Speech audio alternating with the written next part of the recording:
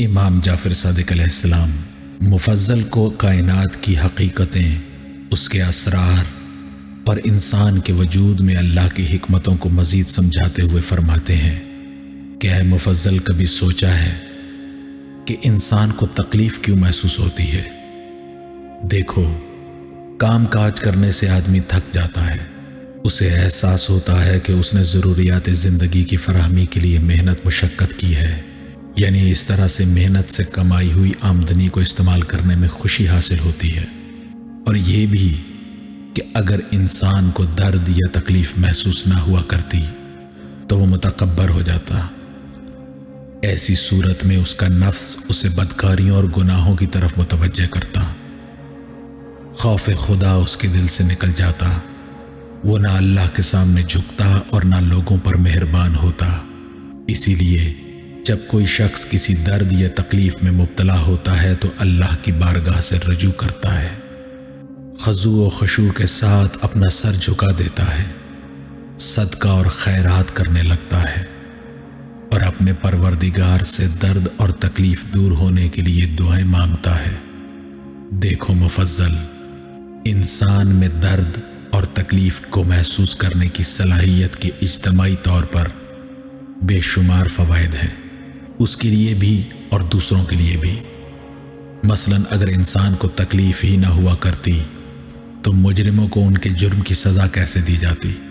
یعنی آپ لاکھ کوڑے مارتے جائیں لیکن کوڑے کھانے والے کو تکلیف ہی نہ ہوتی، وہ مزے سے کوڑے کھاتا رہتا۔ اس طرح بچے کسی سزا سے نہ ڈرتے تو وہ مختلف علوم کس طرح سیکھتے؟ درد اور تکلیف کے کیا فائدے ہیں وہ میں نے تم سے بیان کیے۔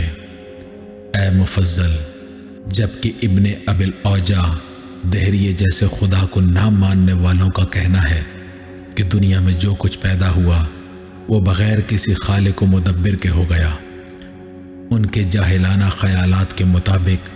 انسان کو جو درد یا تکلیف ہوتی ہے اس میں حکمت و مصلحت نہیں ہے، جبکہ درد اور تکلیف کے اپنے فائدے ہیں جو میں تم سے بیان کر چکا ہوں۔ میں نے اب تک صرف انسان کے جسم کے اندر حیران کن اعضاء، ان کی کارکردگی، ان اعضاء کے درمیان باہمی رابطے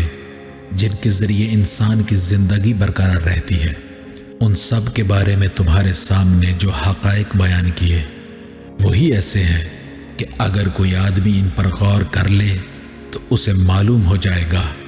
کہ یہ سب کچھ ایسے ہی پیدا نہیں کیا گیا، بلکہ اس کے پیچھے ایک خالق کی ذات ہے کہ جس نے انسانی زندگی اور اس کی ضروریات کے مطابق انسانی جسم کو خلق فرمایا ہے۔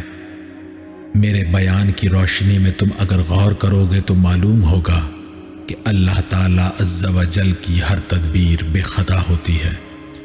اس میں کہیں کوئی غلطی بھول چوک نظر نہیں آتی۔ یہاں جس چیز کی جس قدر ضرورت ہوتی ہے وہ مہیا رہتی ہے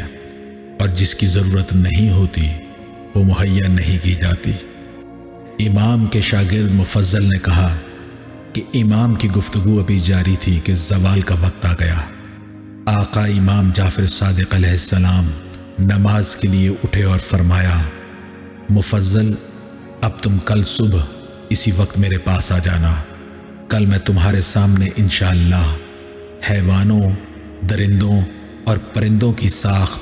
ان کی خلقت میں اللہ تعالیٰ کی حکمتیں اور مصلحتیں بیان کروں گا۔ مفضل کہتے ہیں کہ امام علیہ السلام کی جانب سے ان معلومات کے حاصل کرنے سے مجھے انتہائی خوشی محسوس ہوئی اور علم کی جو نعمت مجھے حاصل ہوئی تھی اس پر اللہ کا شکر ادا کرتا ہوں۔ گھر واپس آیا